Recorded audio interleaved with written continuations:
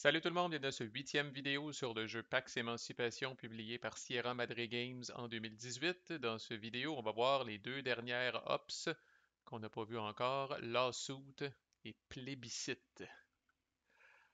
Ok, ce sont deux ops jumelles, vous allez comprendre pourquoi, mais on en explique une, bon, on a compris l'autre tout de suite, mais il y a quand même quelques petites affaires à parler.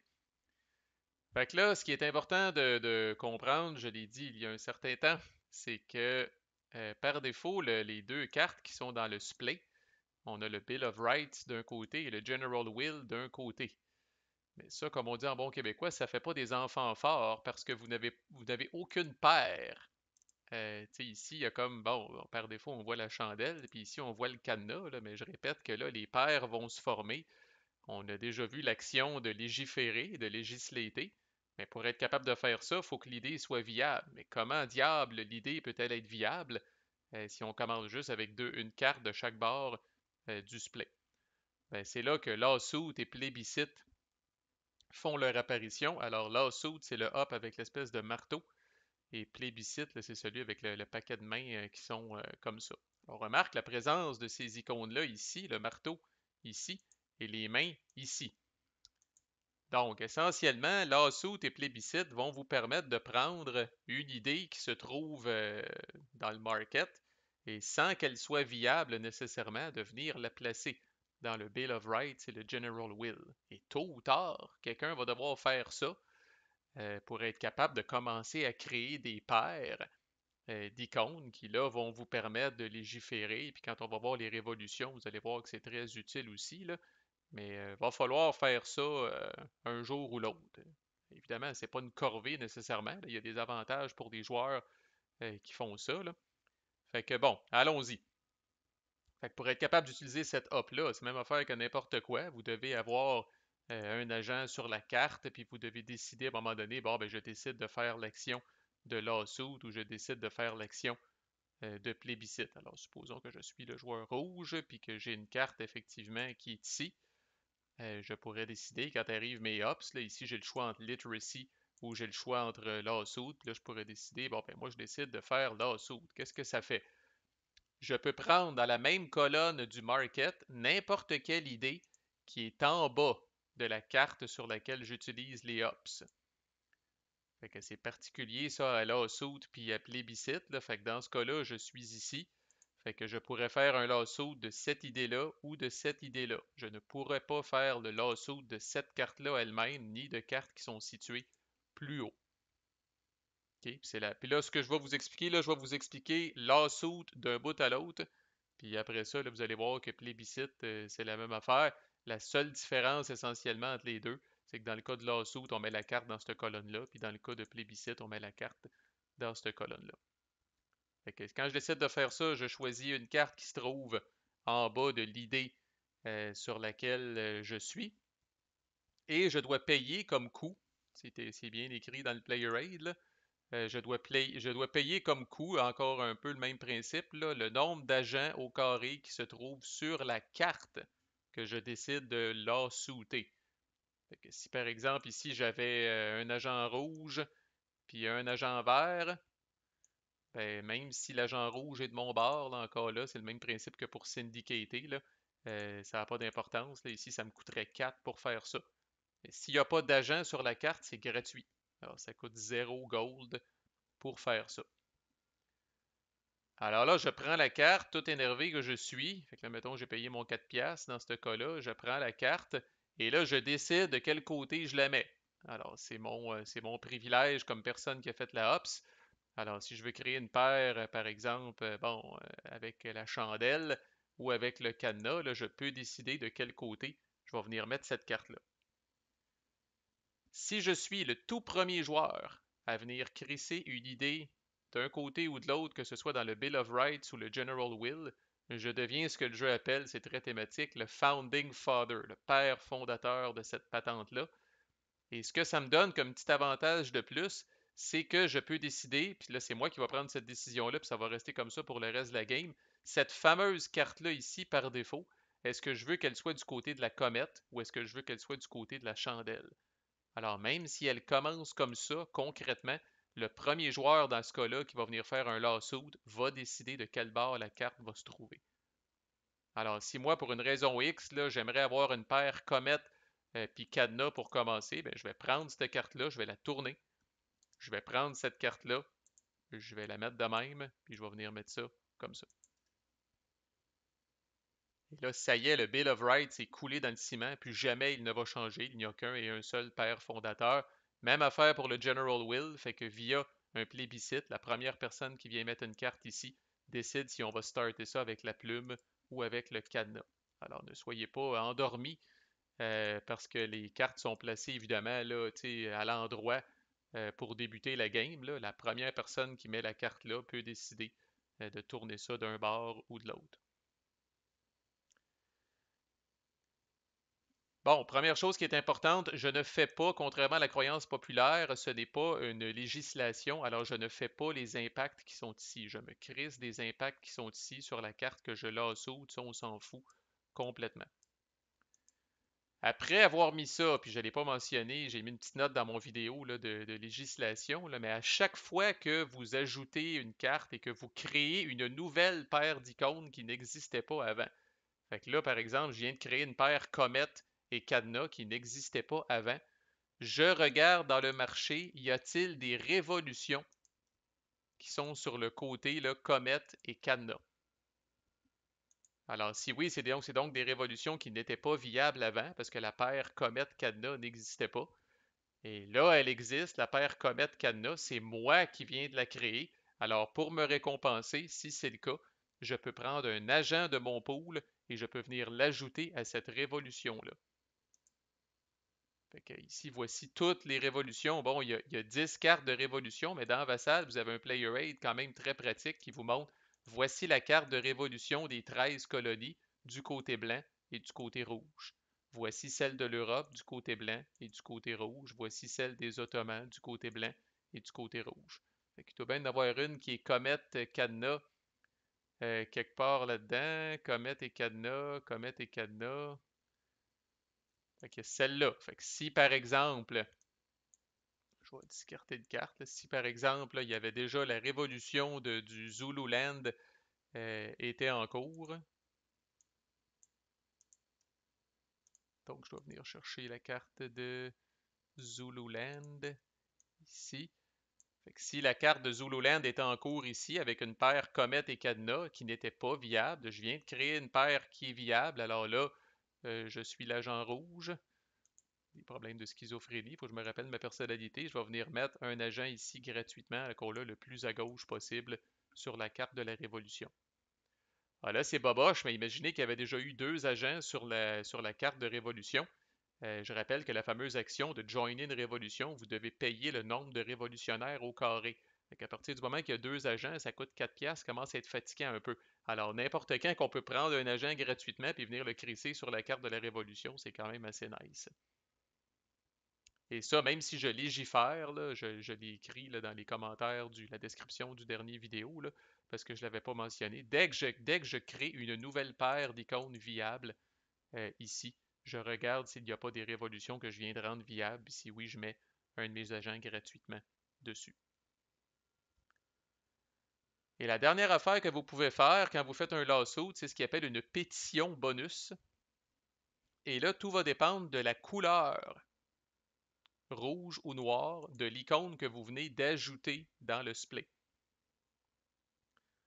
Alors, d'abord, que l'icône soit rouge ou que l'icône soit noire, la pétition bonus que vous pouvez faire, ça peut toujours être une levée de fonds. Alors là, par exemple, le rouge venant de faire ça, là, pourrait décider de faire une levée de fonds gratuite, bien méritée. Puis là, il fait toute la même danse que la levée de fonds. Il peut divester des agents s'il veut dans sa richesse. Puis là, après ça, là, il peut, tu sais, là, le capital pour la dette, on ne répétera pas la levée de fonds ici, mais il peut faire une levée de fonds gratuite. Ceci dit, même si c'est le joueur rouge, ce n'est pas une action de levée de fonds. C'est une pétition bonus, alors il n'est pas autorisé à faire une opération maritime en plus. Mais quand même, peu importe qui, que l'icône soit rouge ou que l'icône soit noire, vous pouvez toujours faire une levée de fonds. Si l'icône est noire, la pétition bonus que vous pouvez faire, c'est une législation. Alors là, rouge pourrait regarder, puis pourrait dire, bon, ben, est-ce que j'ai des cartes? Les mêmes prérequis de législation s'appliquent. Là, je vous réfère à cette vidéo-là. Est-ce que j'ai des cartes avec mes agents rouges qui sont viables, puis que ça me tenterait de faire une législation avec ça? Puis là, c'est toute la même procédure de législation. Alors là, les icônes sont importantes. Puis là, je vais aller regarder, bon, par exemple, si c'était celle-là, est-ce que chandelle et plume, c'est viable. Si oui, je peux légiférer. Bon, encore là, je vous réfère à cette vidéo-là. Mais si l'icône au final que vous avez mis dans le splay suite à votre lawsuit, c'est une icône noire, vous pouvez faire une législation. La seule différence, si vous faites ça comme ça, question de ralentir peut-être le jeu un petit peu, là, parce que sinon, là, ça commence à faire des trous en hostie dans le marché, là, des fois, là. Fait que là, si vous faites, décidez de faire une législation comme pétition bonus, vous allez remplacer cette carte-là immédiatement par une carte qui n'a pas été utilisée. Fait que quand vous faites le setup, là, il devrait vous rester pas moins que 44 cartes de l'Ouest et 10 cartes de l'Est. Puis là, ce que le jeu il dit, c'est que vous allez carrément flipper un sou, là. Pile, c'est l'Ouest, face, c'est l'Est.